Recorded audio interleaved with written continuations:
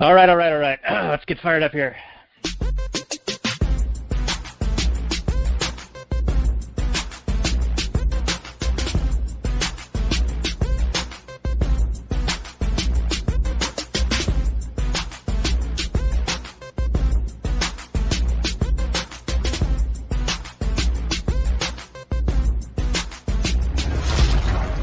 Maximum freedom. Read. Stay on target. Maximum freedom. Stay on target. Maximum freedom. Read Rothbard.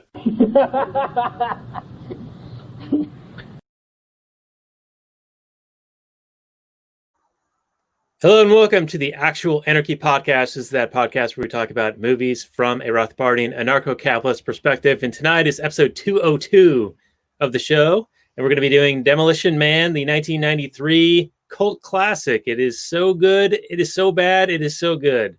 And it's going to be found at actualanarchy.com/202. Let's check in with Robert. He's been working at his own franchise of Taco Bell lately. How are things going with the restaurant business? I understand you got a new POS system. Has that been installed, and is it improving your customers' experience? Yeah, no, it's absolutely improving the experience of my customers. Although the things that are not improving the experience of my customers are the biblical level plagues that are affecting us. I'm not a religious person, but first we had the fires and the smoke and the brimstone. Then now we have a plague of flies currently assaulting us. Just swarms. Swarms are out of control.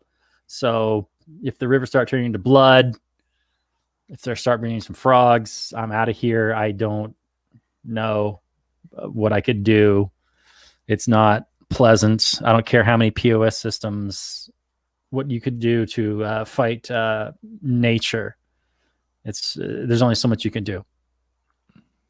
Well, isn't that the history of civilization, is the beating back of nature and finding a way to bend it to our will, to with man's mind, the power of man's mind, to make nature more hospitable for man's endeavors into improving their quality of life?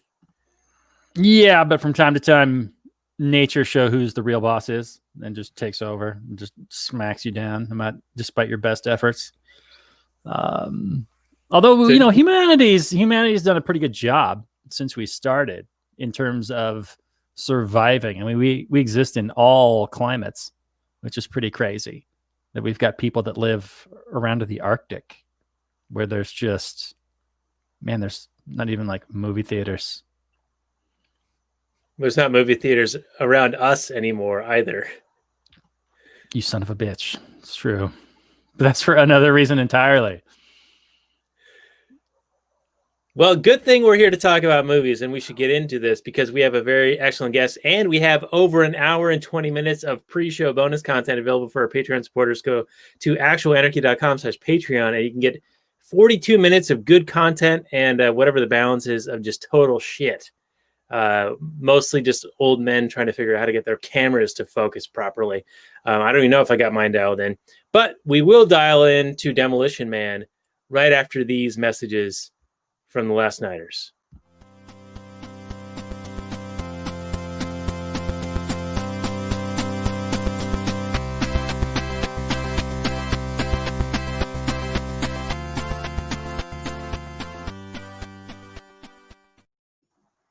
Hey everyone, it's Daniel Elwood, and my co-host is Robert Paul Johnson. We are the Last Nighters. You can find us on the Launchpad Media, where they're always launching new ideas in your direction. Check it out at thelaunchpadmedia.com. Tonight is episode 145 of the show. We're going to be talking about Demolition Man. So I got a little intro I can read to you here. It says, "Mellow greetings, listeners. We're about to be fined multiple credits for repeated violations of the verbal morality statute as we invite our maniac friend, Snobby Bobby of the Not For Everyone podcast on to discuss the 90s classic Demolition Man." Snobby Bobby was with us a few short months ago, though it feels like ages in the age of COVID, for July 4th on The Patriot, the Mel Gibson rebel-rousing, beautiful film that was. So, Snobby Bobby, welcome back. We enjoyed having you on before, and you and I In the pre-show content, we were talking about how you only maintain a Facebook at all just so that you and I can share memes. So I appreciate that. That's a very strong connection. It's a very Chad-like connection that we still share. Welcome back, Snobby Bobby. Hey, thanks a lot. That's the only way I can get in touch with you too. So thanks for the memes and the invitation back on the show. And I'm very excited to be talking about Demolition Man from 1993, which is I will go on a limb and say it's a little more my wheelhouse than the Patriot, although the Patriot episode was a lot of fun.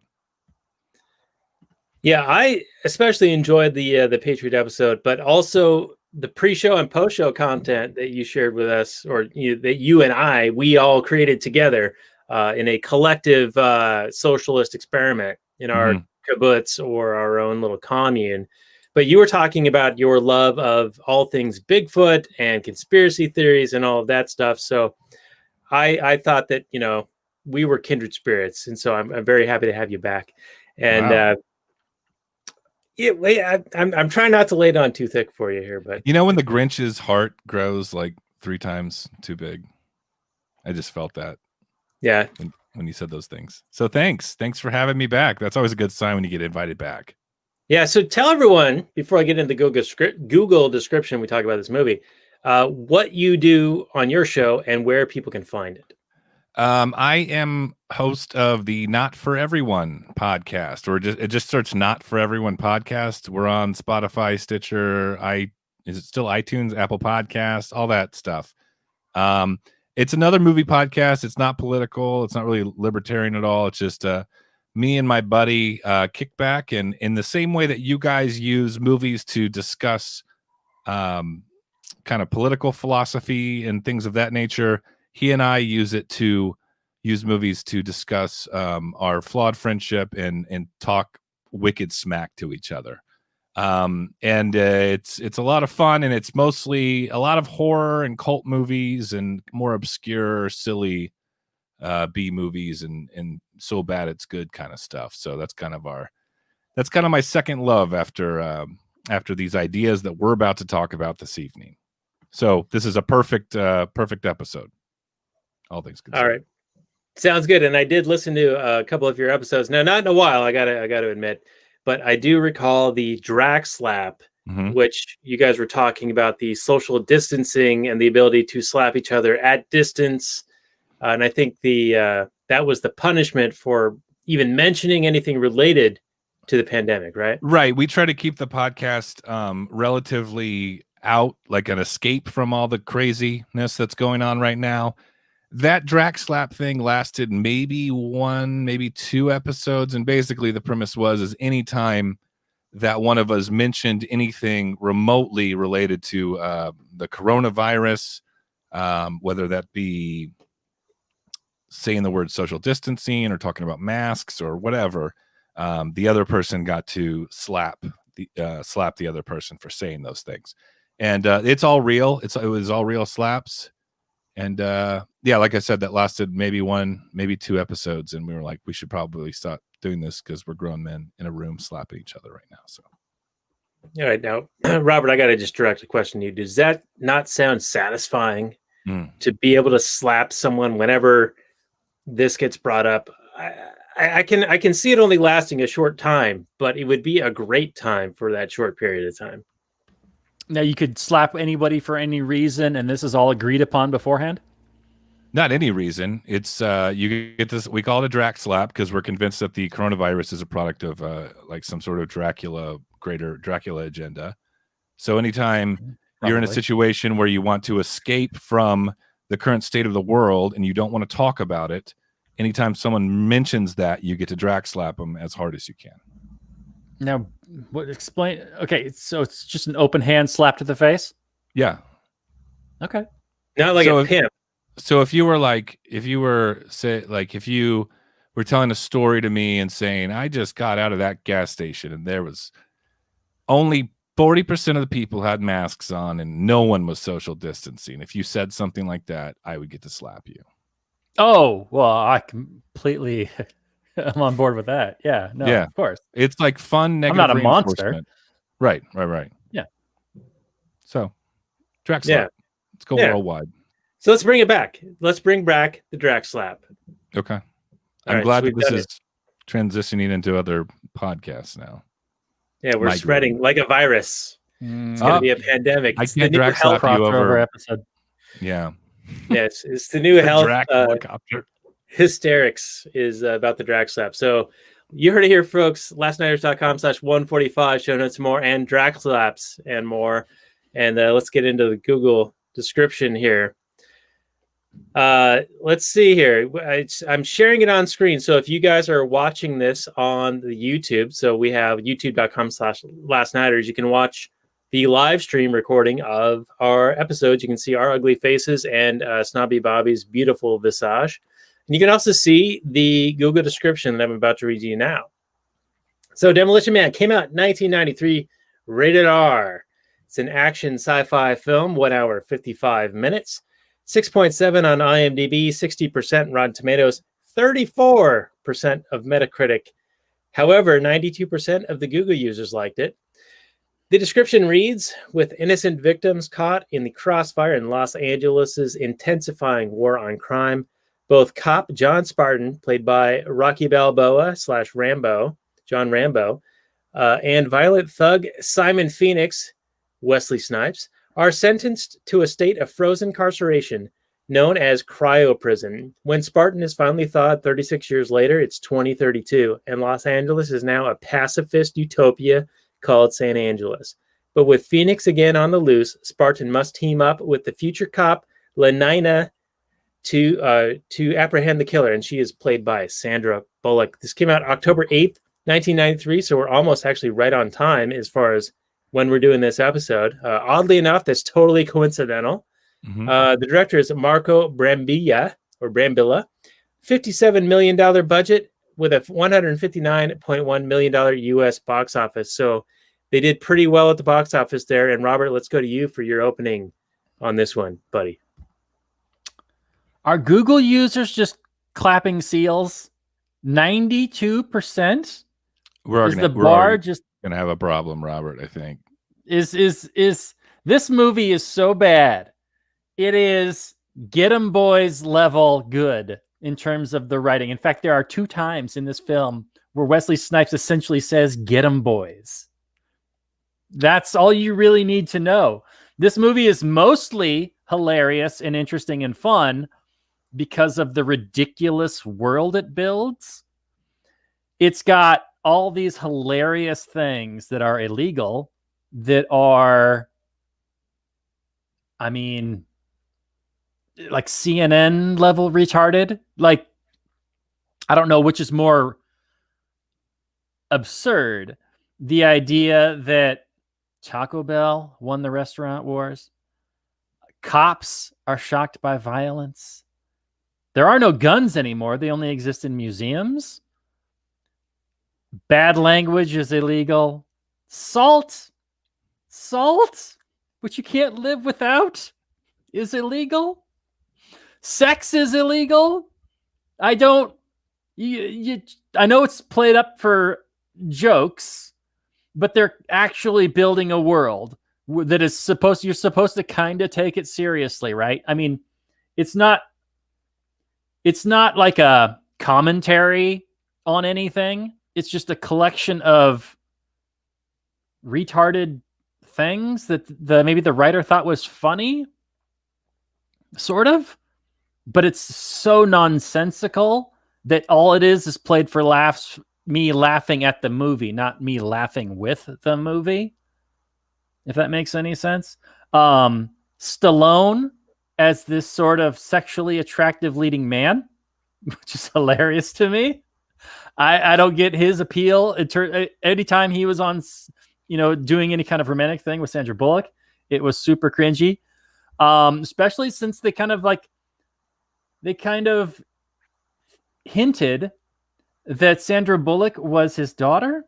At least that's how the impression that I got. So each time that they got physical or anything happened between them, I was like, oh, this is going to be super cringy when it's revealed that she's his daughter. But then I was like, oh no, I'm giving this movie far too much credit. It's just a totally dumb, brainless action movie that makes zero sense. So it was a lot of fun to watch it, especially just to go back in time and see just the quality of. I remember this movie being like a pretty big production. Like this is at the height of Stallone's powers. Wesley Snipes, justice for Wesley, by the way, shouldn't have ever had to deal with any of that bullshit that he had to deal with. Yeah, he's out now, right? I think so, but he had to fight for a long time, and he had to go in for a while. But this was like a big budget kind of a movie, and looking back, it looks so terrible. It just looks atrocious. I mean, the sets are kind of hilarious in that, like, the main bad guy has this kind of Luciferian like lobby room or like office room with this giant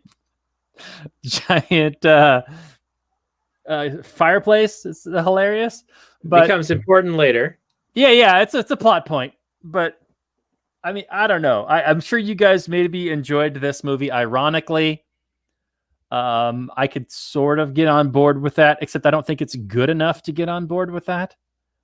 But I mean, I'm here to talk about this. I think it's more fun to go over the hilarious things that are illegal in this movie and how this society just could never work in a million years than to actually talk about the merits that this thing actually has. But I'm all ears.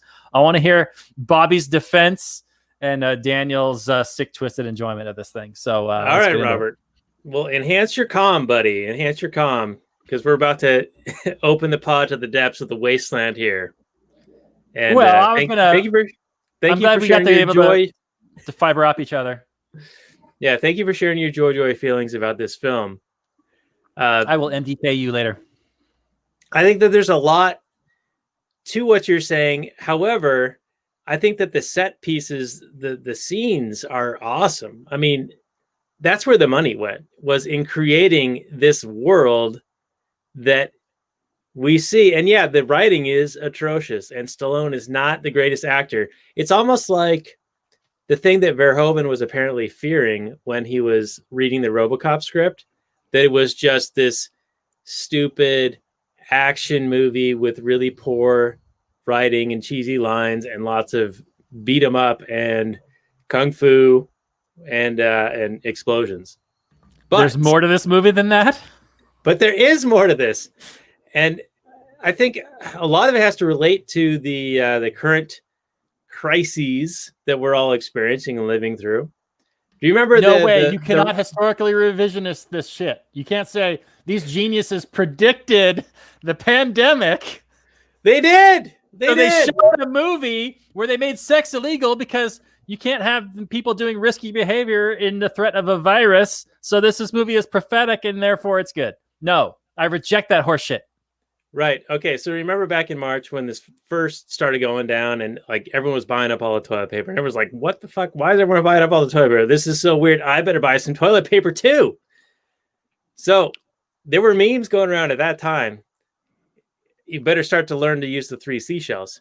Ties directly back to this movie. Also, the Rob Schneider untouching high five. The maintaining social distancing, all of those things. None of this. This is a very prophetic. Just because this movie has entered the pop culture does not make it good. I'm not saying it's a good movie. Ed Wood movies are in the pop culture. Yes. But this is, it brings up a lot of things that I think are actually very interesting and are relevant to today. And I also have that nostalgia with it because it is over the top, corny and cheesy, but that's what makes it fun. So let's tie over to... This was an action film. This was like a big blockbuster summer action film. They were not trying to cheese this movie. They took themselves seriously. Okay. I would like to speak. I would like to respond to Robert. All right, Bobby. You and his allegations. His allegations. Yes. Though I can sympathize with what you just said, I am highly triggered and sulking right now at that description. First of all, Robert,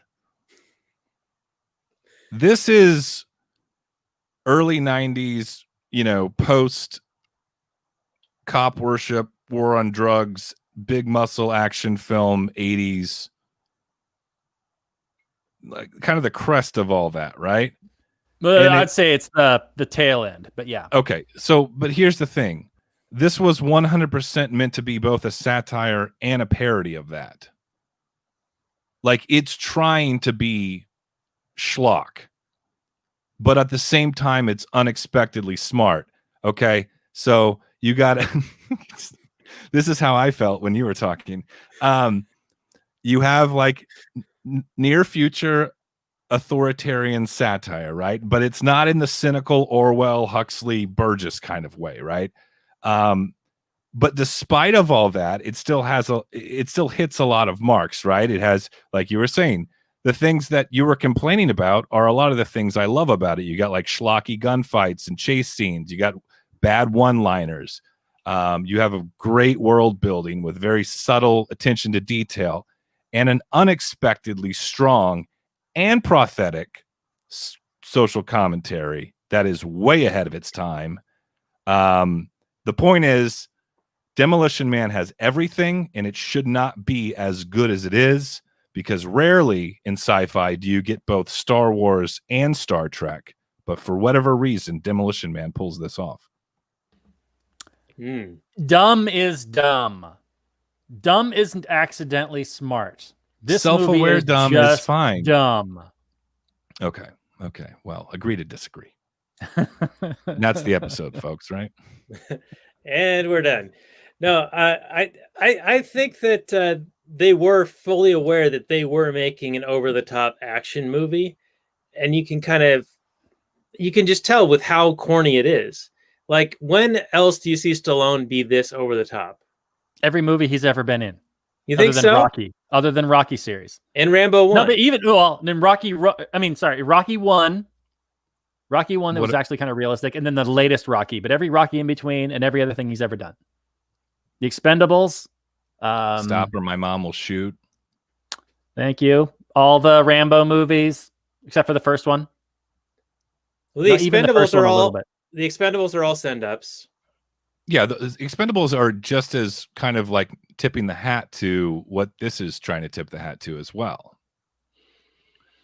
Again, ahead of its time. It's self-referential.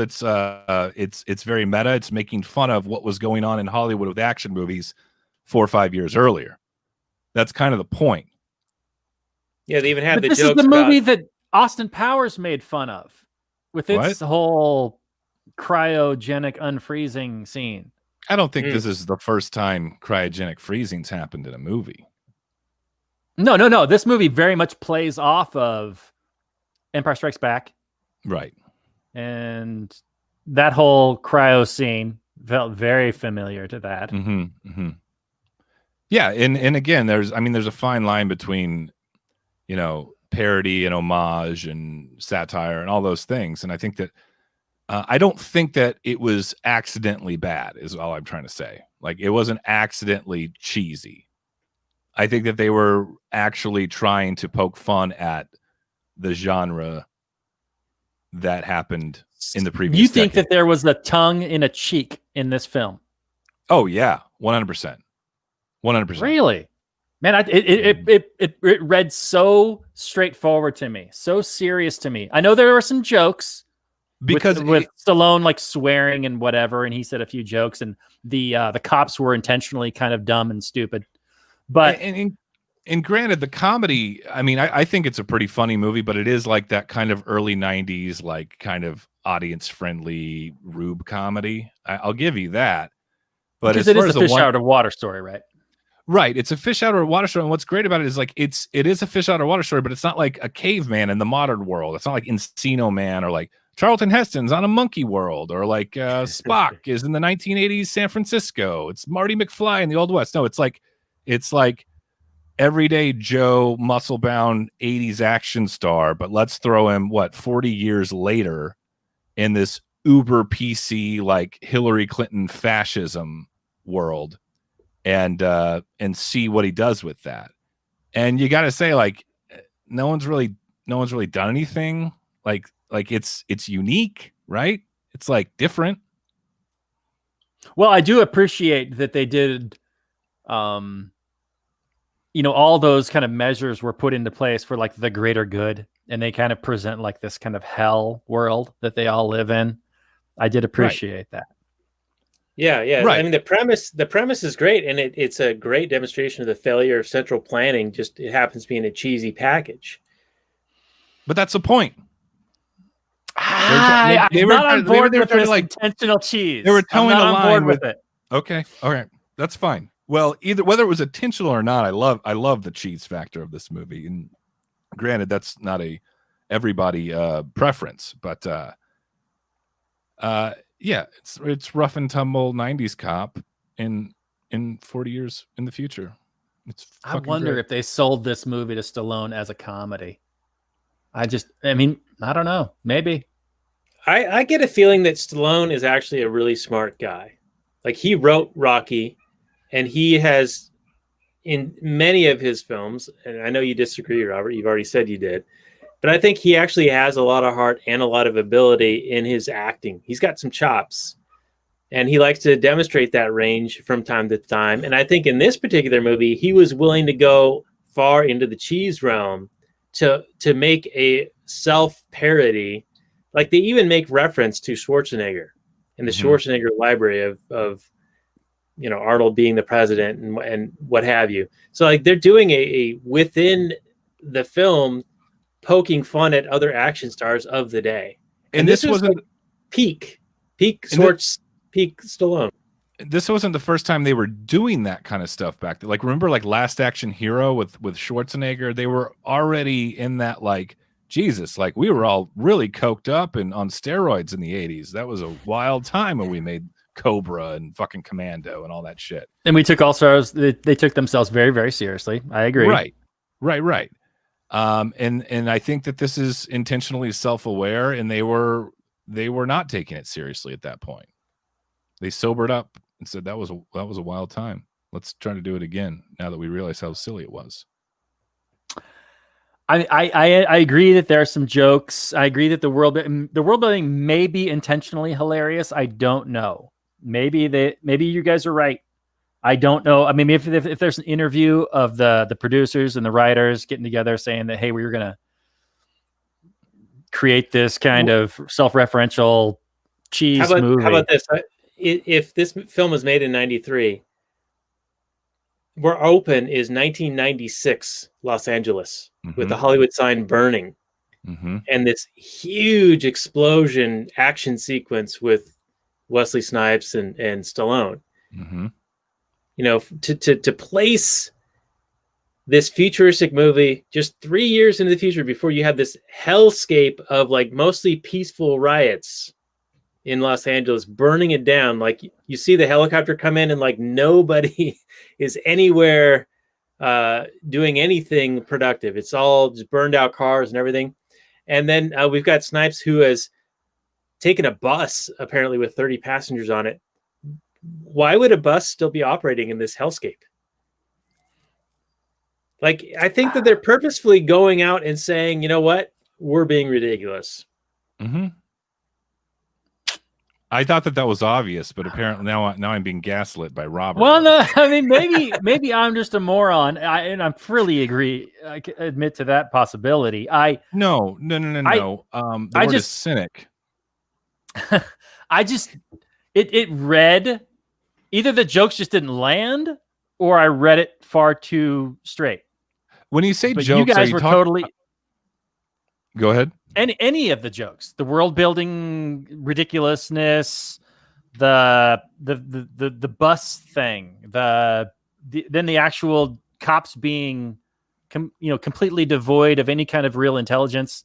So let's talk about the world building, because the world building, I thought, is like, this is one of those movies where the world is like a character in and of itself, right? Like, it's nothing without the world. So do you feel like the world was a little too on the nose? Was it trying too hard? Was it not subtle enough? Was it not smart enough? Talk to me what bothered you about the world building. Well, I don't know exactly how to feel about the world building. So you guys could maybe You have push strong me opinions on one way or the other. But the world, okay, so either the writers were dumb or they were, as you guys say, were being like really clever about things. So none of the world building makes sense. I like salt being illegal. You're going to die in a couple days without salt. Sex being illegal. That's never going to happen. Guns gone. Never going to happen. That's some liberal fantasy. That's Cops the whole being point. shocked by violence. An earthquake in 2010 causing such damage that a messiah forms in society due to the existential threat of earthquakes. There needs to be a persistent existential threat for people to get behind a strong man to change the world. You can't just have this one-off thing that may or may not happen. Ridiculousness. I get you that the Taco Bell thing was obvious. Obvious joke is obvious. Okay. The Schwarzenegger thing. Obvious joke is obvious. They reference Rambo in it. Which is. Yeah. Snipes says, where's the Rambo shit or something like that. Yeah. I mean, that right there is just, I would argue, proves my point about that it's very self-aware and trying to poke fun at all the things you're complaining about. And you got to think of like the issues of the time. It's like, yes, they don't, there's not some big exposition where they like show how they really got there. There's some dialogue where they talk about like, AIDS, crime, ozone layer, red meat, smoking, how that's all outlawed to, cultivate this like harmonious society. And those were all things of the early 90s that were, preached to everyone about, don't do XYZ. And then it just kind of explores like what happens when you have this institution come into play and actually forbid those things. And if the script is actually intelligent, like you guys are seem to be claiming, I think this movie's like, and I'm repeating myself, but I think this movie is like really unexpectedly smart. Okay, so if the script is like super smart, like you're claiming, why is the dialogue so bad and dumb? Because it's poking it's intentionally fun at... bad and dumb. You're making a movie for a vast audience to try to make a lot of money. I'm not going to say trying it's to appeal to the lowest intentionally... common denominator.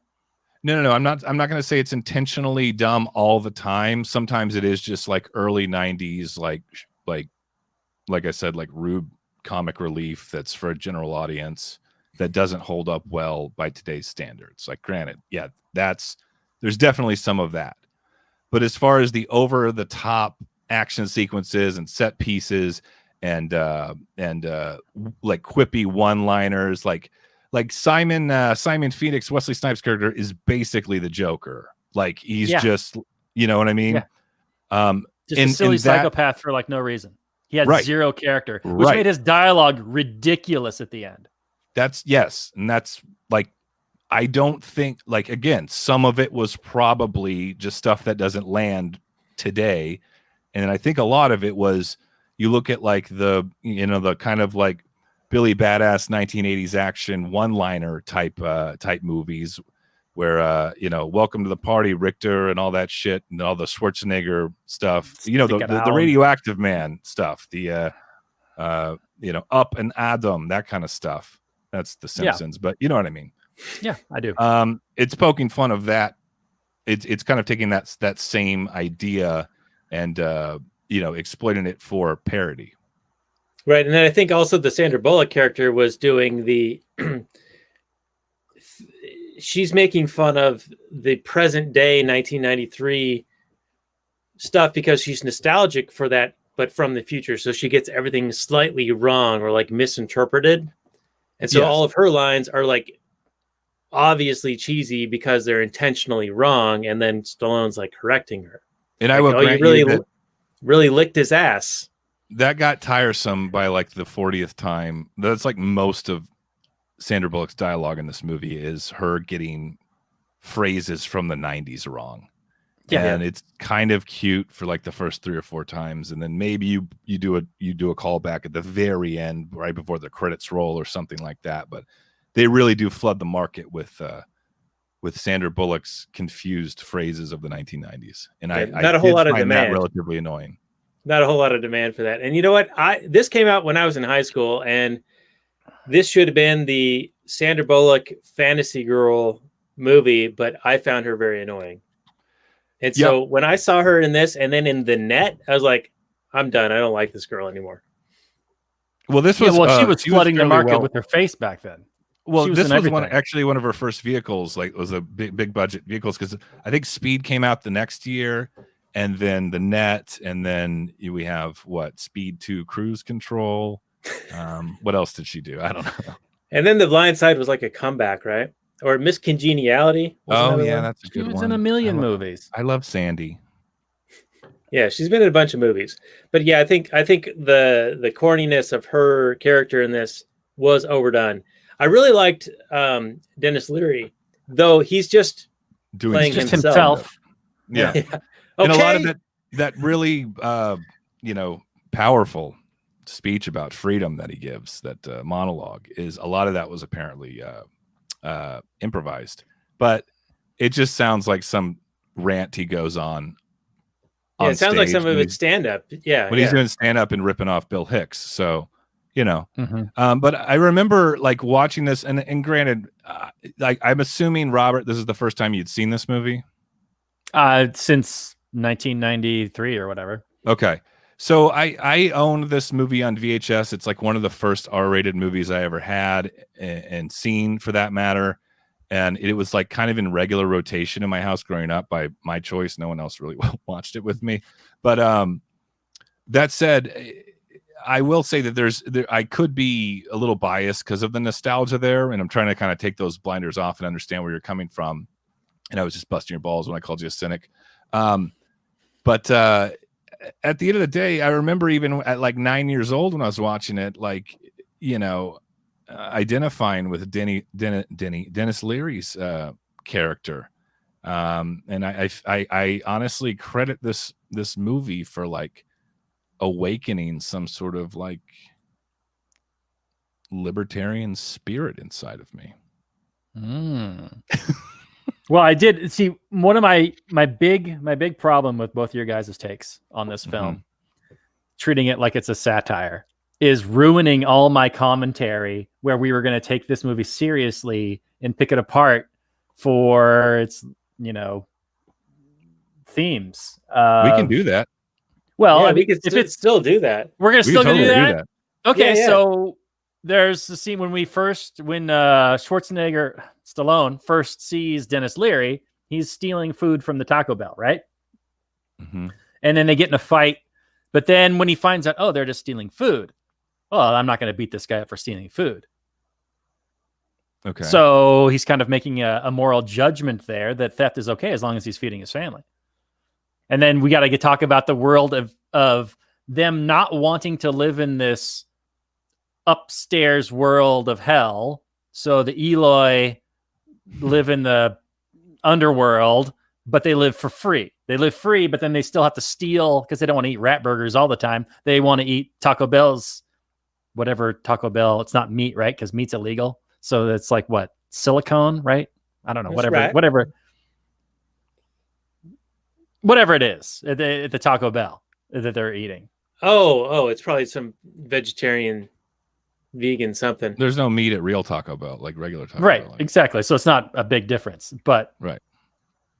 So do you guys want to talk? You have any thoughts on that? Is that some sort of criticism as like the community, like the like squandering, like I guess freedom loving community that does not want to subscribe to this society? Are you criticizing because it doesn't look the way it like it's somehow glorifying some sort of like justification of like the poor stealing, or what are you getting at with that? I'm trying to for a psychoanalyze. society where where violence doesn't happen at all, Mhm. so that the cops are so shocked by any kind of physical violence, like they watch Wesley Snipes beat up some cops, and they're like, "Oh my god, I haven't been trained for this. I don't even know what this is. What's happening?" Right. The entire society is structured around force, where they are using force against people for doing all kinds of normal shit. Saying bad words. saying bad words, having Yeah, sex. but it's force via like it's like compliance via policy and like But this would like suggest that there are no regulation. resistors. Well, there are resistors. They live underground. Right. They live underground, but everybody above ground is somehow all in agreement, which is not It's representative of any real world ever anywhere. well, that's the thing. Like, I think that obviously we're the audience sees this world through the eyes of Stallone. He's kind of like he represents the time in which it came out, the fish out of water, as you mentioned earlier, and then like the kind of more renegade types that wouldn't like to subscribe to this world would be the Dennis Leary underground people. That are like, I would rather live in squalor than be free than live amongst these like neoliberal, fascist, politically correct weirdos. But is it like, to your point about like, how did we get here and why would people accept it? I mean, there's like the boiling frog situation. There's situations in history where things do get incredibly dire and desperate, and civilizations collapsed and it's very difficult to get food, and then a tyrant will rise up and promise law and order and create this world in his vision, and people will just sit back and accept it a lot of times. Right, and Okay, he's not even okay, well, wait. Cocteau's not even presenting himself as a tyrant. He's presenting himself as a scientist, bringing progressive change and providing like these moral values to everyone to make society better in this central planning kind of way. Like this, right. Yeah. So Robert, go ahead. One thing that made absolutely no sense to me was the fact that the Dennis Leary types, they live underground, right? They have guns. They're the only ones who have guns. You think Dennis Leary with his guns and a couple of his buddies with guns couldn't take over the whole freaking overworld? The cops couldn't do anything. What were the cops going to do? Sit there and stand off and go, now please arrest yourself, sir. Isn't that what they did when they were doing their Wesley Snipes? But It I think was you're ridiculous. missing the forest for the trees here. Like it's yes, agreed. It's not like logically consistent. I mean, it's a silly action movie that's trying to be a satire. But they needed, if you're going to have a commentary that either criticizes or brings to light the like hyperbolic world that this is based on early 90s PC culture, the antithesis of that is going to be everything you just mentioned. People, living underground, and they're the ones with guns. They're the ones that still eat burgers. They're the ones that still smoke cigarettes or whatever it is. So again, it's like, these people at top, have they accepted this due to desperation, or were they born into it and they don't know any different? And I get what you're saying about the fine details, but I don't think that was like it's one of those things that like doesn't really matter in the grand scheme of things. Well, I'd also add that getting people to go along with a narrative, like we talked about a lot with Mike C last week on RoboCop, and you look outside the window today and you see all these people wearing masks and following along with every edict and hating Orange Man bad because he's orange, but if it was someone else saying the exact same thing, they totally agree with it. Yeah, that's where you get that kind of society. This is like seeing what our society is on a trajectory towards, especially in regard to social media, but played out into their real lives or their like everyday lives, being fined for misspeaking no matter where they are in their environment. They even mention when Sandra Bullock's character calls the warden at the prison, her boss is listening in on the conversation. Like, you're constantly under surveillance. You're constantly needing to abide by this progressive world like structure that, as long as you're wanting to be a part of it, you need to abide by these laws. And so you're going to pay those fines if you want to maintain being in good standing in that society. Otherwise, you end up underground as what do they call them, the scrap or the rejects, something like that. Yeah, and that made me think about, in our, I don't even want to call it the political climate, but that's really what it is, like with all the division that's going on right now with our current situation, which we're not going to talk about because I don't want to drag slap myself. That said, I mean, I feel like this story was trying to bring to light like the various factions or worldview, archetypes or whatever of different types of people in these societies. So like what percentage of the population now would you think would see this movie and unironically prefer to live in the the Hillary Clinton world of Demolition Man? Like all the Biden voters. Right. And fascists would enjoy the order. Double down on safety over freedom. Yeah. It's not even like I get that we, it's not even like a reasonable, like, I get we need to like tread lightly to ensure our liberties are maintained, but we also need to grapple with the reality of XYZ and come together as a community and maybe put a little bit of force and via policy to make sure everyone behaves themselves. It's not that. It's like, no, fuck you. Your freedom is secondary to the situation that we've built here, and it's for the greater good. So it's individualism versus like the safe collective, or perceived as safe collective. Right. Yeah, we this also is definitely depicting a society that has traded security for freedom, or the other way around. Yeah. And we also see this like central planning it has stability for a while, but then it starts to break down because you can't account for individuals choosing different things, choosing different actions.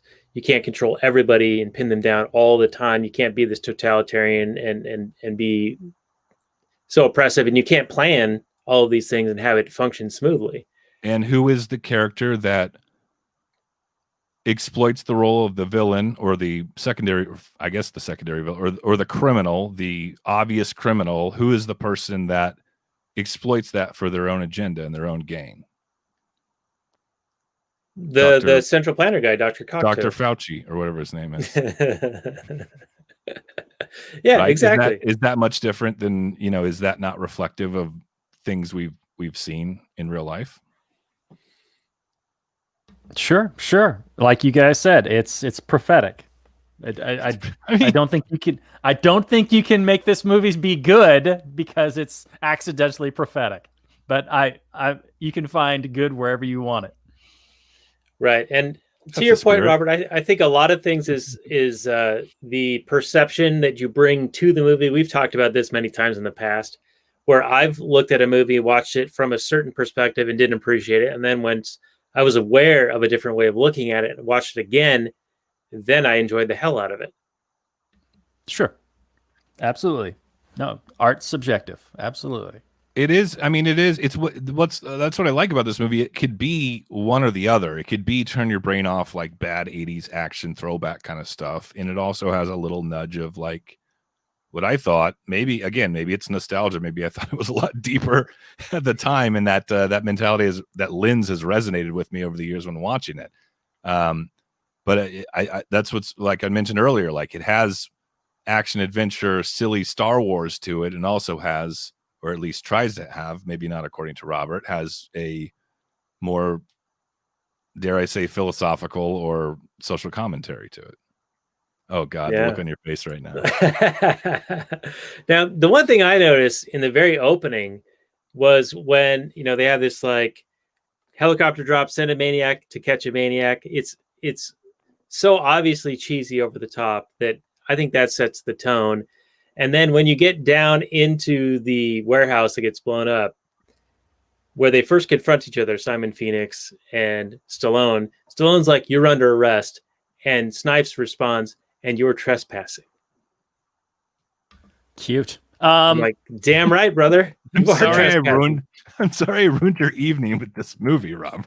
Sorry, I got 30 dead this was people. All Daniel's there. idea, by the way. Yeah, I believe it. Hey, do you guys? The intro to this film is very similar to the intro with the Schwarzenegger movie where he's in a helicopter. Is it Running Man? Yeah. Yeah, where he's firing on the, or he refuses to fire on the crowd, and then they say that he was the butcher of Bakersfield. That's right. That's right. Okay. So that came out in what, 88, 89? Mm-hmm. So there's probably referencing that then. Yes. Okay. All right. Yes. All right. We're I think we're peeling back some onion layers. Making some We're progress. turning Well, blue. I'm since the earthquake of 2010, I am somewhat removed from the world of 1993, so I don't remember stuff back then. It's all ancient history to me. People Wait a back then were minute, cavemen. Let me ask you this, Robert. And I did listen to the episode recently, but I don't really recall your overall perception of it. Did you enjoy RoboCop? Yeah, I didn't rate it as highly as Daniel or our guest did. They both gave it, I think, 9s or 9.5s. I gave it a 7. I thought it was solid, but I didn't think it was as fantastic as they did. But I mean, I guess what I'm getting at is like what makes something like RoboCop more permissible than something like Demolition Man? Yeah, because that also had a lot of the over the top, but I think it was maybe more obvious with the satire, the satirical commercials, and the news breaks about like the misguided laser beam. I think fires. the execution was what was better for me in RoboCop. I think when it took itself seriously, it was taking itself seriously. When it was being satire, it was being satire. This movie kind of like just all jumbles it all together. And so as an audience member, I was like, what am I supposed to take seriously here? What am I supposed to take as satire? I'm not sure how to feel about any given scene. So I was just left with kind of a detached sense of, hey, I guess I'm just watching these pictures go by. I didn't really get involved in the story at all. I don't know. It was also kind of hokey and corny and over the top with all the cheeseball dialogue, especially from Wesley Snipes, who was just this cackling jester character that was completely over the top. Yeah, none of his stuff landed for me. Which is an amalgam of every cardboard cutout 80s action villain. But it just I don't know if that wasn't makes it executed. forgivable. It didn't feel smart. I guess that's my best critique. Is that I would agree with that. It didn't feel like they knew what they were doing. It didn't feel like it was well executed. It didn't feel smart. You know, when you watch something that you're like, oh, they really know what they're doing. This is obvious. Like they're doing it. Oh, it's so done well. So smart. Yeah. And to its defense, different in this movie. To its defense, this movie went through like several script changes. There's various versions of it where it's a lot more serious. There's ones like the first draft, I want to say, was like a hard, obvious satire that was relatively serious. And then like studio didn't like it. It got passed around Hollywood for a while. There's like 3 different writers on this movie. So maybe maybe some of it gets lost there. But I think that if you were to dig into some research on it, that and it could be like the Room thing. I don't know if you guys are familiar with The Room with Tommy Wiseau. Like it's like one of the worst movies ever made. We haven't watched it for the show yet, but we are. It has a huge cult following. But if you watch, Tommy Wiseau would be like, "Oh, it was meant to be a comedy." I'm like, "You're not fucking Andy Kaufman. There's no way that this was meant to be funny." Right. And granted, it may have some of that, but if you watch, if you research it, they will openly seem to recognize and admit that, like, yeah, we were obviously poking fun at previous genre films from the previous decade. So, Right, and I think they also present to you like a very easy to understand like why living in this world would be shitty. Like it's this idealized progressive utopia, but you can also see that there's all sorts of problems with it, that it would not be a place that anyone of independent mind would want to live in. And so that's the Dennis Leary character telling us, you know, like how much of an affront this would be to individuality. And I think that's got to be intentional. I mean, that's like, it's a key point in the film. You know, you've got this central planner. What is it? Well, let's get in the conspiratorial area, Bobby, just for you. All right, thanks. I don't know what the Latin term is, but it's famous in conspiracy circles, but it's order from chaos. And that is how the elites operate, is that they will create problem reaction solution. So they'll create a problem, they'll have the ready-made proposed solution ready to go, and then the masses will clamor for it after this like false flag situation. So we open with 1996 Los Angeles burning, the Hollywood signs burning, busted up stuff everywhere. And then a few short years later after this, there's a massive earthquake that apparently millions of people die in. And then you've got this savior that comes about providing the solution, which is this progressive utopian society where every thought, every utterance is policed. Everything that you can choose to ingest or partake in is regulated, controlled, or made illegal. And I got to think that is like intentionally presented so that we can see that, that would actually be a very terrible thing. As much as it sounds good, it ends up being a terrible thing. Right. And this, that's interesting you bring that up, because I felt like this movie, I was trying to figure out if the filmmaker was trying to like point that out in like kind of a warning type sense, whether it be one extreme or the other, or, bring to light the oppressiveness of what was a relatively popular, worldview in 1993 of like, I don't know, central planning and, just kind of rank and file Democrat stuff, but taken to the extreme. But by the end of the movie, and I don't know if we can jump to the end, but we might as well, since it's a good segue. By the end of the movie, the Demolition Man is kind of portrayed as this voice of reason that says like, hey, like we need to come together with law and order and cleanliness. And then also freedom is important too. So you guys need to meet somewhere in the middle. And like, then they just kind of like roll credits. And I'm like, oh, well, that wrapped it up nicely. And I thought that was a little on the nose. I thought that was a little cheesy. That it didn't leave it a little more ambiguous for the audience to reflect on the various like factions of this movie, or various groups that were, invested in these types of cultures or whatever. So is it like, in order to live in harmony, we need, I don't want to say centrist, but like we need some sort of balance between, law and order / maybe like greater good collectiveness, but not excessively to the point, and also leave some room for individualism and freedom at the same time. Yeah, I thought that was terrible. It was so it was quite, you're right. The Stallone character very end is very much the voice of the director writer, right? Mm-hmm. Is the author intent there. Yes.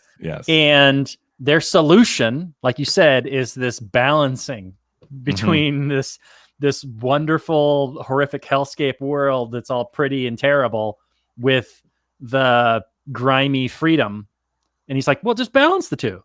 Mm-hmm. When it's clear from the whole movie before that the Dennis Leary character is correct for the most part. So do you think that this movie is like if I want to claim that it's smart or smarter than it should be, do you think that that's accidental, or are you more hung up on the fact that it's like relatively lazy, like it's almost there, but like it's just kind of like lackluster on that stuff? It sounds to me like the original author had a good idea, mm-hmm. and he couldn't quite sell it as it was, so it went through multiple hands, and different mm-hmm. writers had their hack at it and changed the intent, and added their own take on it, and it just ends up being a bit of a muddled mess for me. That's fair. Typical Hollywood studio interference, ruining a vision. I feel so bad that you didn't like this movie. I don't hate this film. I just think its execution is poor. Right. So its execution.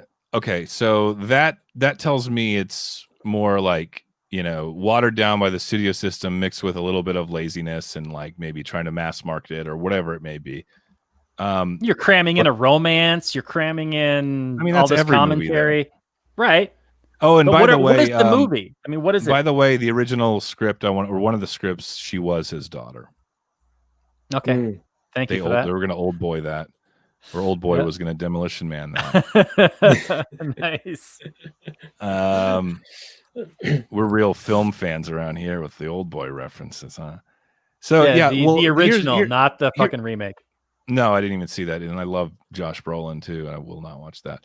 But again, like just giving it the benefit of the doubt, like this movie, like I get where you're coming from in the complaints, but I would urge you to watch it again and not try to like pick apart the logical fallacies or like the like silliness of it all. And my autistic brain cannot do whether it's intentionally stupid or not, just pretend that it's intentionally stupid, and you might like it more. And given that it is, even if it is genuinely stupid, for whatever reason, it's able to pull off genuinely stupid with like some pretty fun kind of authoritarian sci-fi satire. It's a product of its time, but I'd be curious to see what the reaction was by the general public at the time. I know it was relatively well received. Obviously, it had a pretty big box office pull, but you don't think of Demolition Man as being like one of the great Stallone movies ever made. That's for sure. Even in the 90s. Remind me again, Daniel, what the audience reviews were for the most part. They were pretty low, right? Well, the Google was 92%. Yeah. Forget the Google. Let me see. Let me pull it up. But the box office, like Bobby was saying, was 150 million on a $56 million budget. So they did okay there. Okay. And then the IMDb is 6.7, 60% Rotten Tomatoes, and only 34% on Metacritic. So the critical consensus is it's garbage. Critics are on board with eating garbage. I'm more on time with the Rotten Tomatoes. Okay. Interesting. So you were a big fan of Cuties, it sounds like. yeah, big Cuties fan. Now I will agree. You just didn't get it. There are some lapses in this.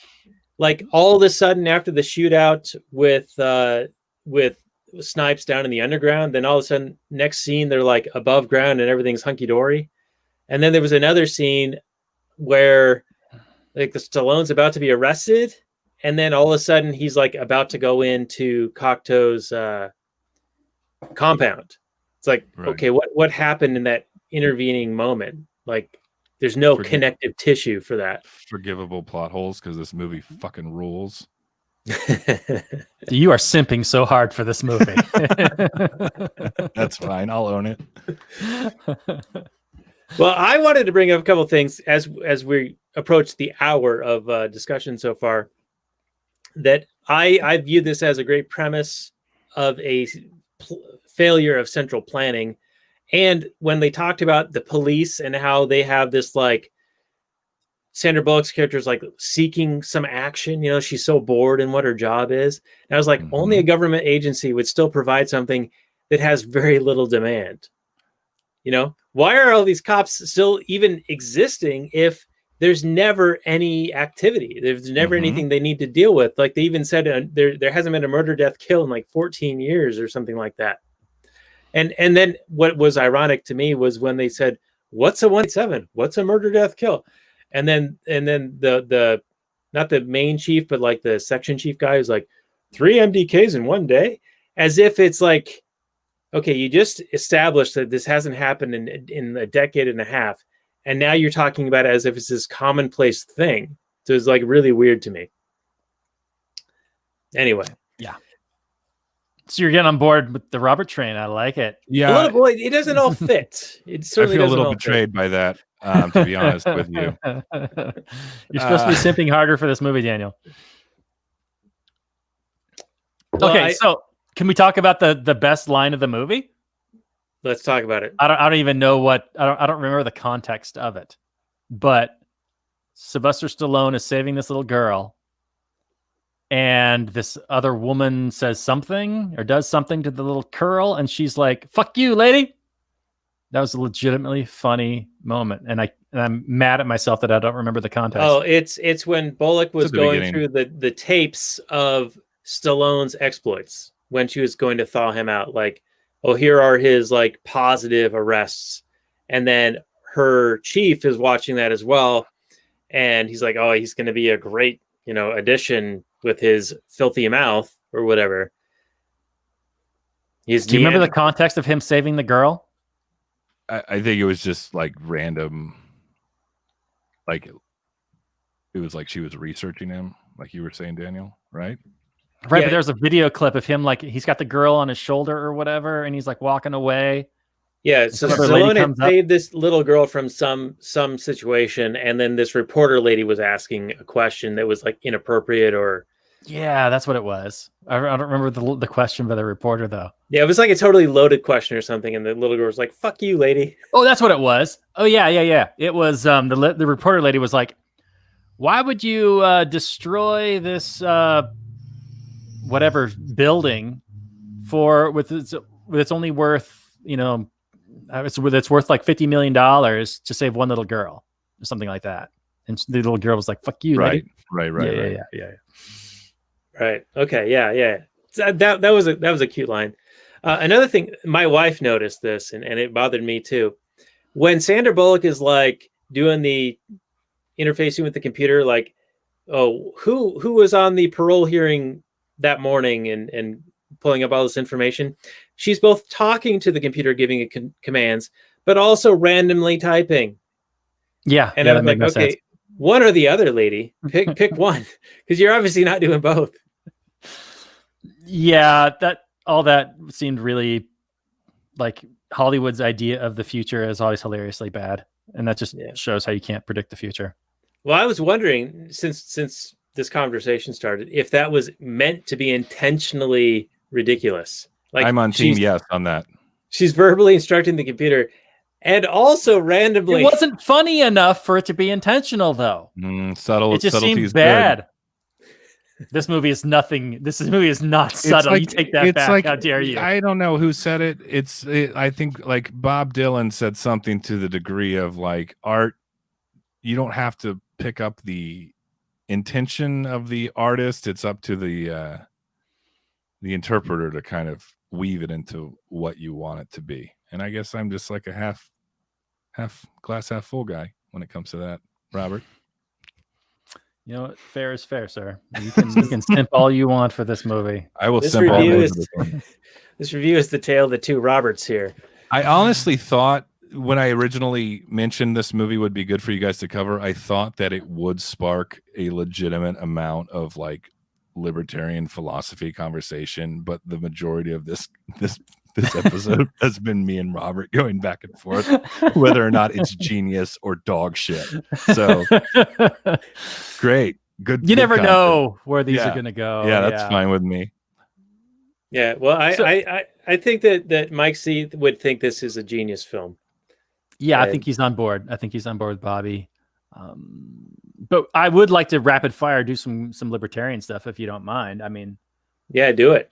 Taco Bell winning the franchise wars, is that what that was? I mean, there must be some, government, monopoly that's granting to Taco Bell, because otherwise I don't think Taco Bell is satisfying all restaurant needs in the city of San Angeles or whatever the name of the place was. Yeah, it looked super fancy though. Like they'd certainly gone upscale. And wasn't there like by your mom's place in Seattle, wasn't there like a fancy Taco Time or Taco Bell like on 45th? Yeah, you're right. There is one. It's like all glass. We got one of those. It looks fancier alcohol on the outside than it is on the inside. It just looks like a normal Taco Time. But yeah. Okay, yeah. So I always envisioned that because I remember seeing this film probably back in the 90s and then going down and visiting you when you were staying at your mom's. Yeah. And going to that Taco Bell and be like, oh man, it's like in Demolition Man. Well, Taco Time is an upscale Taco Bell. I don't know if you got Taco Times where you're at, Bobby, but Taco Time it's actually the upscale fake Mexican food. Yeah, it is a little bit better, but I think it is pretty local. I don't know if they're outside of. Yeah, we don't put up region. with that shit down in Texas. Yeah, there's like Tex-Mex. There's like 2 or 3 Taco Bells that I can think of in town. Well, there's probably more than that, but they don't do very well. The worst Mexican food I've ever had was in Austin, Texas, and it was some shithouse chain that was like a Taco Bell. I think it was Taco Cabana. Taco Cabana is only good if you're like coming back from the bar at 3 a.m. and just order the nachos. Don't order anything else, and you'll be good. but Yeah, don't get an it's- Uber because they're illegal. That's In right. Austin, Yeah. Well, they were No, for a they're- while. I don't know if they're we're back, back. anymore. Are they? we've been Are back they? for like 3 years now, Okay. Yeah. and a Well, lot it of was- people just did it underground anyway. Like I remember that, but like no one really felt it because Back when we started this podcast, that was like one of our main. We were the stories. pro Yeah. Uber podcast, man. yeah. They were constantly having to deal with bullshit from Toronto to Austin to LA to San Francisco, whatever. What was the thing that happened in California? Well, what doesn't happen there, but like something about like some regulation on like independent contractors in the name of like workers' rights or some shit, but it just ended up having some awful. Yeah, they had to be like considered employees and then thus Right. be qualified You for just- benefits. So then they're just like, all right, well, we can't operate here then. Right. That's it. That's what it was. It was about a year ago, I think. Yeah, because Yeah. you can't do it profitably. You know, like you can only charge so much for the ride, especially when there's other competitors. In there was a taxi, monopoly, so you can undercut them. But if you can't charge like more than a certain amount, then you can't afford to make everyone an employee and give them like the mandated health coverage or whatever else is required of employees in California. Robert, I have a question for you, sir. I'm Just here. because I'm fascinated by your reaction to this movie. Because I don't It's know always you nice very to. well. I and don't know if that's fine. an insult or a No, compliment. not at but all. all right. Not at all. Like I'm all whatever. I'm a simp, so it doesn't matter. But what would you consider your like favorite dumb movie is? Oh wow, what a good question. Favorite dumb movie. I was hoping. I remember having fondly remembered Idiocracy. Then we went back and did it, and it wasn't as good as I recall. Mm-hmm. If I'm gonna go dumb, so like dumb comedy, kind of like screwball. I would dumb argue comedy. I would argue Idiocracy's smarter than most comedies, even though it may not hold up since the first time you saw it. It still has something to poke fun at that's legitimate. It's a satire in and of itself. So, yeah, like what is like a turn your brain off like movie that you enjoy, like National Treasure or National Treasure 2, The Book of Secrets, perhaps? both fine They're films. both. You guys should do a National Treasure 2 episode. I'm sure there's some Nicolas Cage treasure film that's just incredible. All right, I I'm know going to you make like- you a list. I'm just going to make you a list, and we're just going to crack this mold of hatred for all things stupid. Oh, he liked the But, Pee Wee movie. I know. I like lots of dumb movies. It's Mhm. just that this movie, I think it tries to do too much, and it doesn't decide what it wants to. For me, I'm sure Fair enough. you found the Fair genius in it. You guys were able to analyze it with your Terminator 2 glances, but I, with my human eyeballs, I didn't know how to feel about this thing that was trying to do too much. Hey, nobody's And mad it at did you. it all Nobody poorly. thinks any less or disrespects you any more or less after this conversation. I just want to know. Everyone feels exactly the same. Exactly. With the This same is- level of Well, this was disdain. certainly disdain. Yeah, exactly. No, I didn't disappoint and I didn't impress. It's what No, I that's do. good though. Like when you have these kind of conversations, it's always like I was honestly thinking we were all just gonna get on this call and just circle jerk about this movie all night, but I'm glad it wasn't that, to be honest. That was just a two-way Okay. circle jerk. Yeah, Me, it was Bobby. just a hate jerk. All right, Robert. Well, it sounded like you were getting started on a final summary review. So, since we are well over time, why don't you just continue on with your overall take, and then give us a score, like number of seashells. Well, I will say that you guys have raised some interesting points. I definitely didn't see it with my rose-colored glasses on. I saw it quite differently. The way I read it, I love how you can look at art and two different people will see two different things. This is definitely a case of that. I saw a movie that didn't know what it was trying to be. I thought it was just a muddled mess.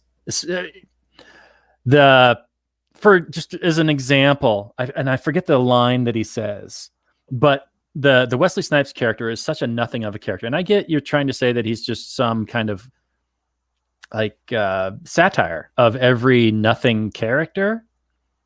But I don't know if you can satire somebody who's nothing by just being nothing again.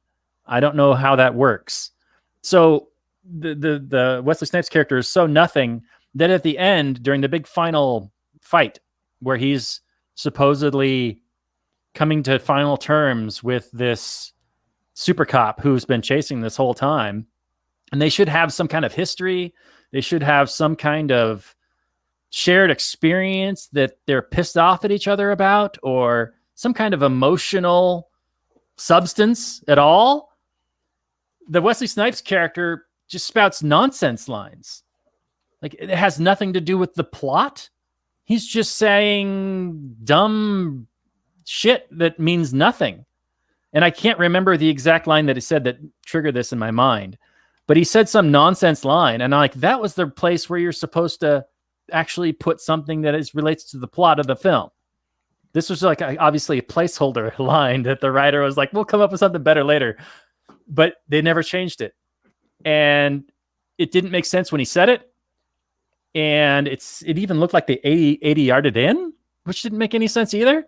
But it's like it was in the script and they had to say it during this fight and it made no sense. And it just illustrated how there was nothing between these two characters. There was no, the Wesley Snipes character was such a nothing character. In order for, I mean, the reason Darth Vader is such a great villain is because he is the dark Luke. He's the Luke that went down the other path. He's the shadow character to the hero. He's everything that the hero could be should he choose that path, but he didn't. In this movie, I get it. You guys think it's a satire. Fine. But I read it very seriously, and as a serious film, it was nonsense. So I cannot in good conscience. I see that there's some interesting fun world building going on. And if you were to view it with your guys' experience that this is a satire, then I can understand your ratings being much higher than mine. But I cannot in good conscience give this a positive rating. This is like a 4. It didn't speak to me as an audience member at all. And I don't understand the appeal to this shit show. But anyway, 4 seashells out of 3 seashells. 4 seashells by the seashore. Out of as many seashells as are possible. Yeah, so normally our scores are out of 10, but there's only the 3 seashells. So Robert's given a tremendous score. 1. No, I'll give it 1 seashell. 1 out of 3 seashells. Wow. Okay, all right, that's pretty rough. That's pretty rough stuff. Yeah. Now, I'll agree that this is not perfectly executed. However, I think that the intention was good and that they very nearly pulled it off. There are just a couple of areas where there were like some kind of missing filler between some of the scenes for it to make sense. But I think that they were going for a satirical take on the action movie genre of the late 80s. They were self-aware, as Bobby has been saying. I think that they overplayed the Sandra Bullock trope of like mispronouncing things from the 90s and being nostalgic for it. But I think that was purposeful. There's a reason that was there. I really enjoyed that it shows how this perfectly planned society is still horrendous. Like all of these things, it looks utopian and it looks like things are great, but you could be fined for an utterance. And if there's a repeated violation, then the police are contacted. It's actually not too far from what Facebook will do to us today if you get repeated violations. In fact, this very stream that we're doing right now, apparently I looked into it as I was trying to get it to go live on Facebook. It says this user is no longer allowed to do live streams. So apparently we've upset somebody, Zuck perhaps, but we cannot do live streams on Facebook any longer. But I really enjoyed it. I think that's very prescient, and especially with the social distancing and the pandemic stuff that's been going on, where they're sort of like showing this lack of contact and making human interaction illegal and having microchips in people. It seems to be where we're going, and I'll let Bobby riff on that for a little bit. But overall, I think it's pretty when viewed from a certain perspective, this can be a very good film. And so I'm going to go with a 7 out of 10. And I guess that would be, for rounding, it would be 2 out of the 3 seashells. So we'll go to you, Bobby. Okay. First and foremost,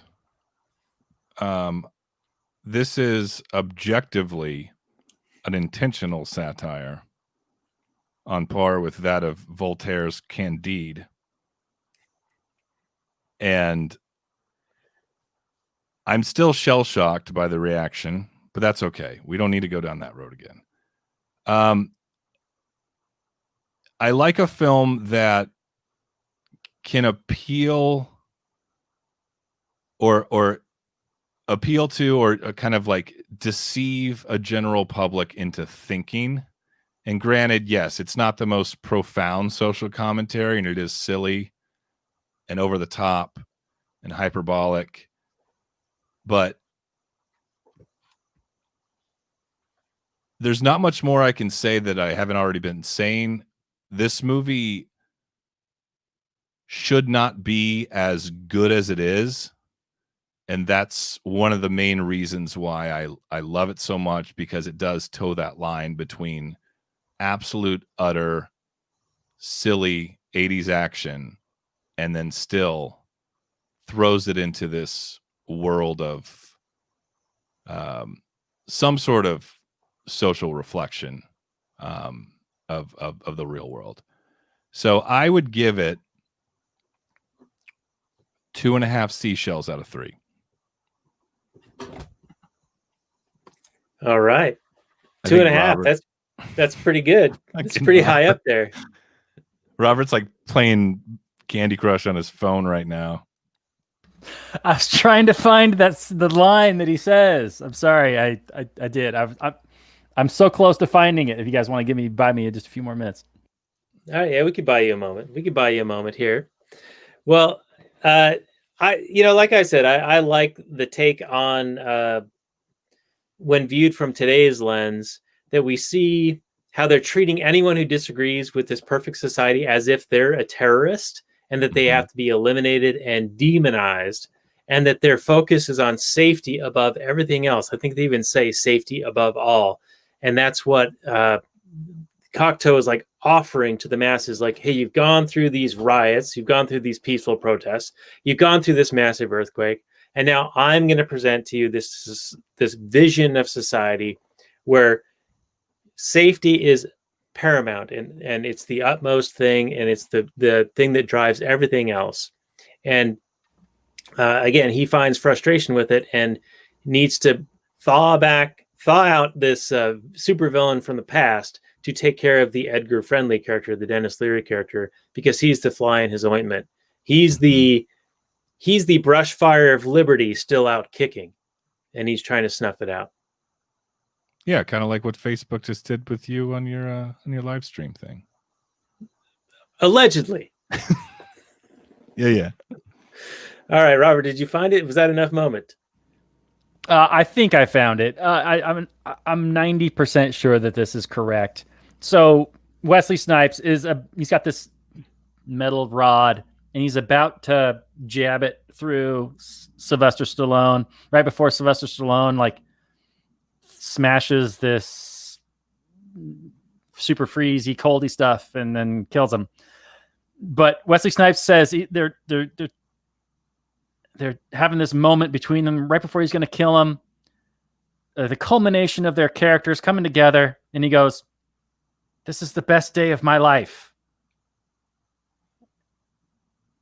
That's it. That's just that's all he says.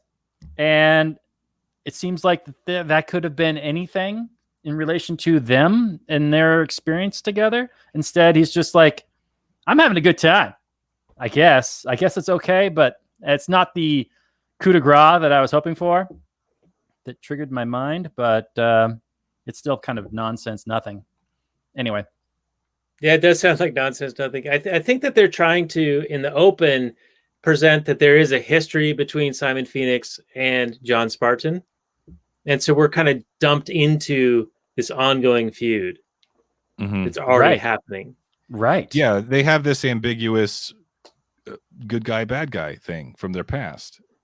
I mean, clearly.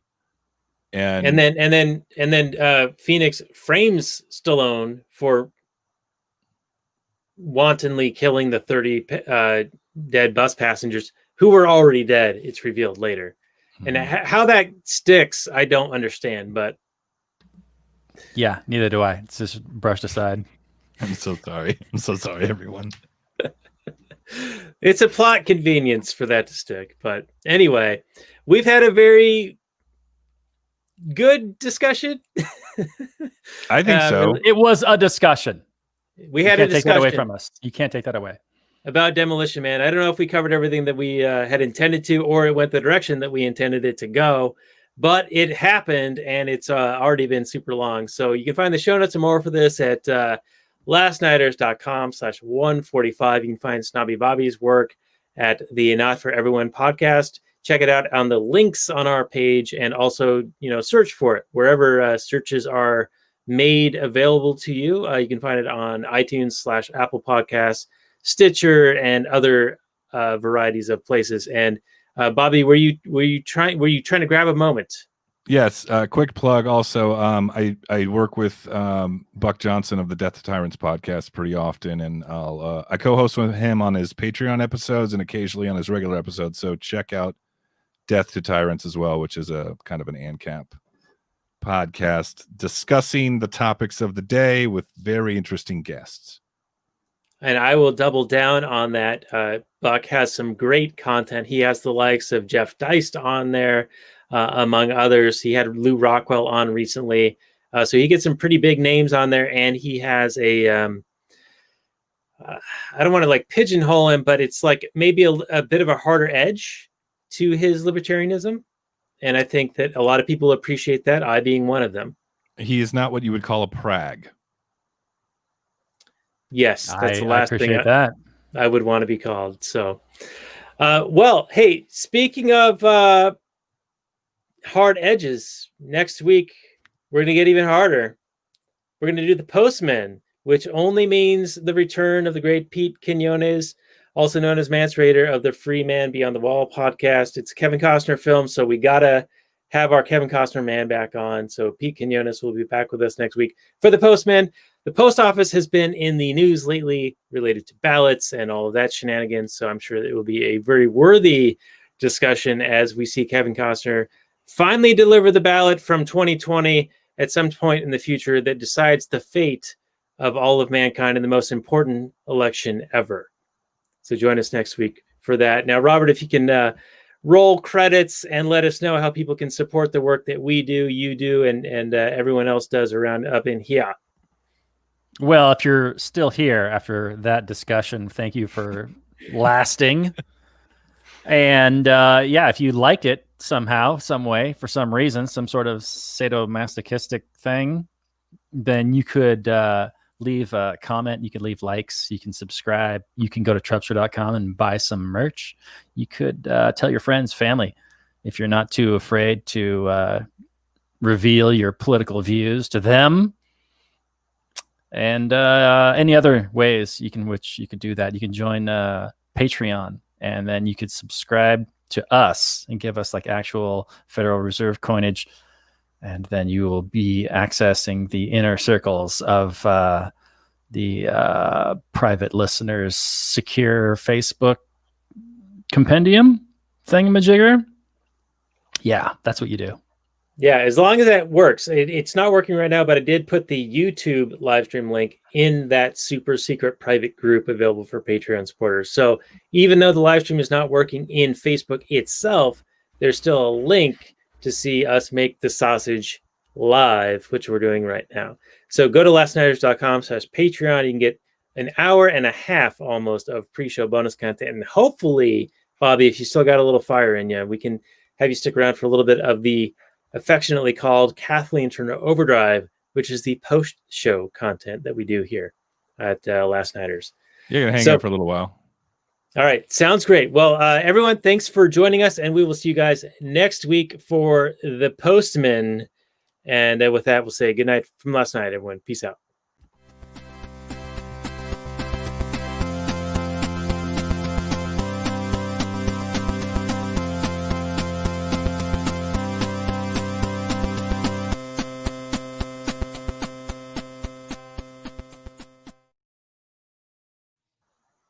All right, and we're going to continue the transmission just a bit longer. I know we've already gone super long in this episode, and it's been contentious, which I think only makes the content better around up in here. Robert, I have a question for you. Don't you get bored busting perps for breaking curfew and telling dirty jokes? Which was a line from the film. You went to me. I didn't hear. What? Don't you get... I'm such a professional. Don't you get bored busting perps for breaking curfew and telling dirty jokes? That is basically the job of the police force in this film. Yeah, you got to be some kind of nanny state figure, right? You got to be, I mean, I guess they dream of the action hero shootout, but in reality, they are just the hall monitors. Not even that. They're the little narcs who would tell on, anybody else in class if they were chewing gum you just got to be that guy that nobody likes to be a cop in this place. I figured out what they are. They're the Facebook fact checker / moderators. That's what they are. The police force in San Angeles is the fact checkers from Facebook. Basically moderating speech. Yeah, I don't know.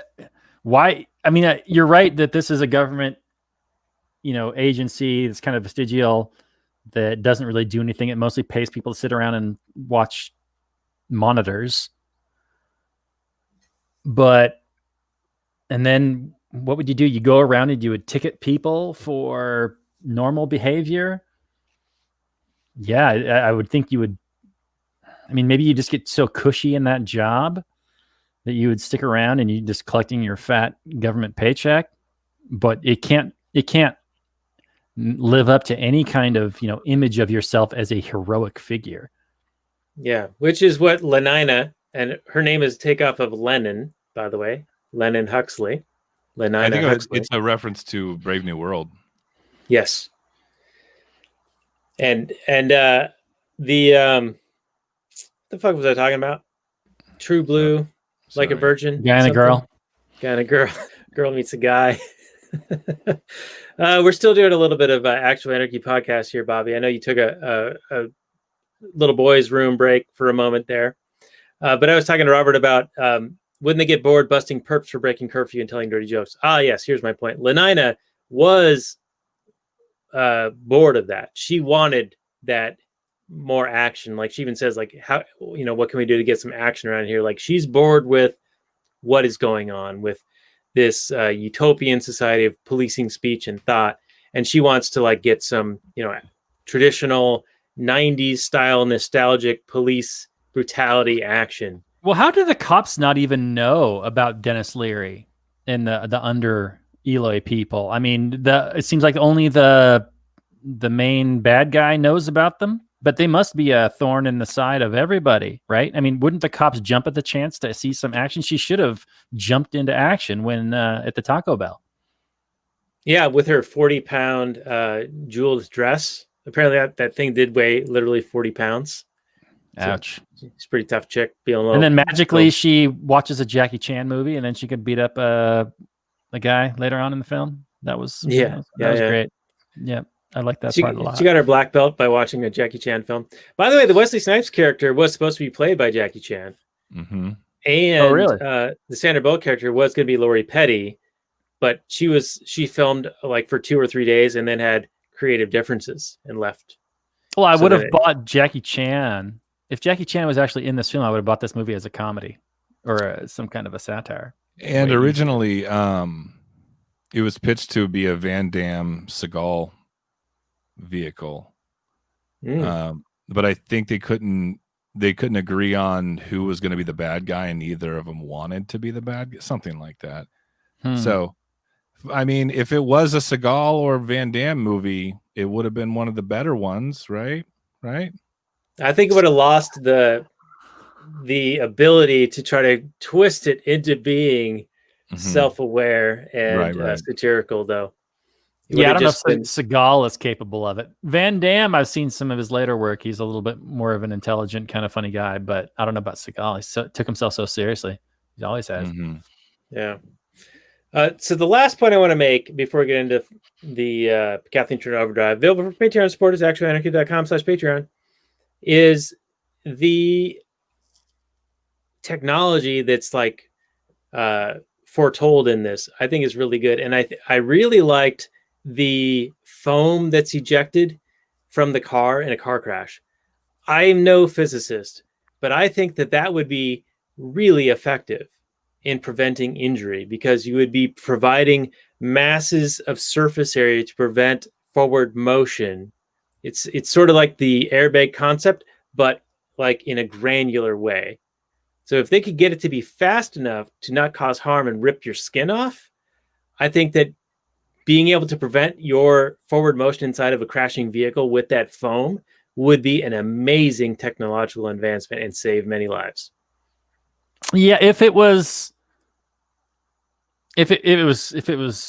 solid enough to actually prevent motion, but not so solid that it still had pockets left for breathing, yeah, I could see it working, but not as necessarily as portrayed in the film. I mean, it got really, really hard really, really quickly. But then, I mean, obviously Sylvester Stallone, the actor, still needs to be able to breathe inside that thing. So they showed a huge pocket of air in there. I don't know. Yeah, but I thought it was really cool, and it's one of the few things I remembered from watching this back in high school. Like, there were three things I remembered. One was I didn't like Sandra Bullock. Two was they combined San Diego and Los Angeles into San Angeles. And three was the airbag foam in the car. Oh, and then the Taco Bell thing. So four What about things that I Rob remember. Schneider? Rob Schneider. Oh, yeah, we should have talked about Rob Schneider. He's not even in the film. He's barely in the film, but he's been reading Rothbard recently. Mm-hmm. Twitter is and Mises. Yeah, Mises and Rothbard. So Rob Schneider, join us. Be one of us neck-bearded morons. One of us. Making copies. What about the subcutaneous tracking chips, Daniel? You like those? Yeah, that's a thing. That's on the board. It's on the docket for you want to be able to show that you've had your COVID vaccine.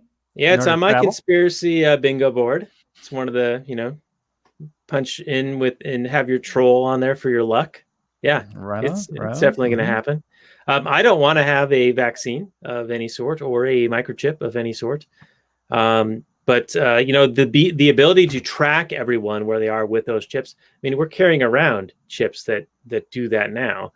I get a report every month from Google saying, "Oh, let's see where you've been. Oh, you visited 3 places. You've traveled this many hours in a car, and then you went. You've this never far. left the house. Google is worried about you.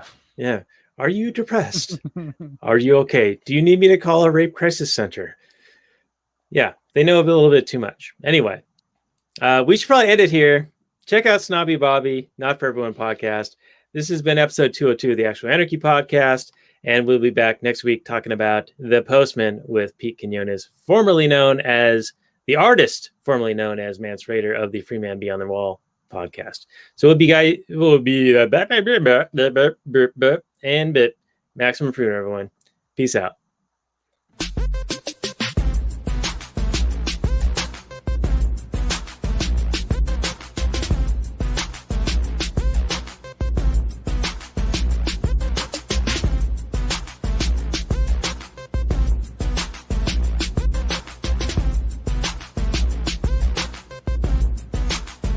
The Chipmunks. CHIPMUNK. We're the Chipmunks. Guaranteed to brighten your day. Do do do do do do do do do do do.